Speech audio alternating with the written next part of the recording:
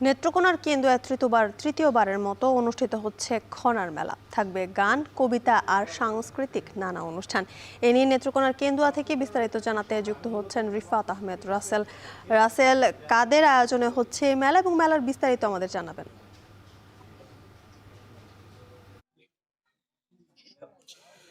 জ্যোতিকা, আপনি যেমনটা বললেন যে আসলে প্রতি বছরে কিন্তু এই চৈত্রী সংক্রান্তির দিনে এই খনার মেলা অনুষ্ঠিত হয়ে থাকে। বিশেষ করে নেত্রকোনা এক্কেবারে প্রত্যন্ত গ্রাম কেন্দুয়া আঙ্গুরিয়া এই গ্রামে কিন্তু মঙ্গল ঘর পরিসরে কিন্তু এখানে মেলার আয়োজন করা হয়।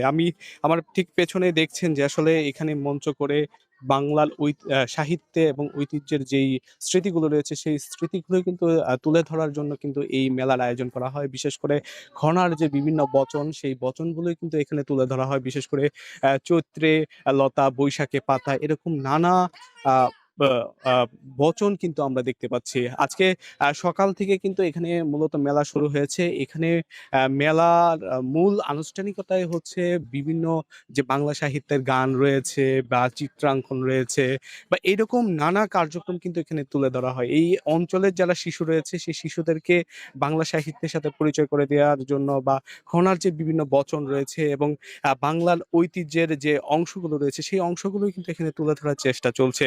আমরা ইতিমধ্যে দেখেছি যে আসলে এখানে যারা এসেছেন দেশের বিভিন্ন স্থান থেকে সংস্কৃতি যারা চর্চা করেন বা সংস্কৃতিকে যারা ভালোবাসেন তারা এসে তারা বাংলা সাহিত্যের সাথে পরিচিত হন এবং এই একেবারে যে প্রত্যন্ত এলাকা সেই প্রত্যন্ত এলাকার মানুষকেও কিন্তু সেই পুরনো ইতিহাসগুলো তুলে ধরার চেষ্টা করেন। যেহেতু আজকে বছরের একেবারে শেষ সময়ে বছরের একেবারে শেষ সময়ে আ চৈত্রী সংক্রান্তি চলছে। সেই চৈত্রী সংক্রান্তির নানা ঐতিহ্য, নানা ইতিহাস কিন্তু তাদেরকে তুলে ধরছেন। এখানে দেশের বিভিন্ন স্থান থেকে যারা সাহিত্যিক রয়েছে যেটা আমি শুরুতেই বলছিলাম সেইটাই কিন্তু মূলত এখানে তুলে ধরা হচ্ছে। আজকে সারাদিন এখানে অনুষ্ঠান চলবে এবং গান, কবিতা এবং নানা আয়োজনের মধ্য দিয়ে কিন্তু এই মেলার আনুষ্ঠানিকতা চলবে। যেন শিশুরা এবং যারা এখানকার স্থানীয়রা রয়েছেন তারা যেন এই মেলাগুলো উপভোগ করতে পারেন তারাই কিন্তু এই চেষ্টাটাই কিন্তু এখানে হয়ে থাকে।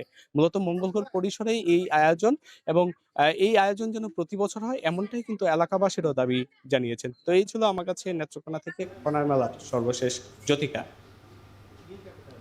নেত্রকোনায় অনুষ্ঠিত হচ্ছে খনার মেলা, সে খবর জানাতে যুক্ত ছিলেন সহকর্মী রিফাত আহমেদ।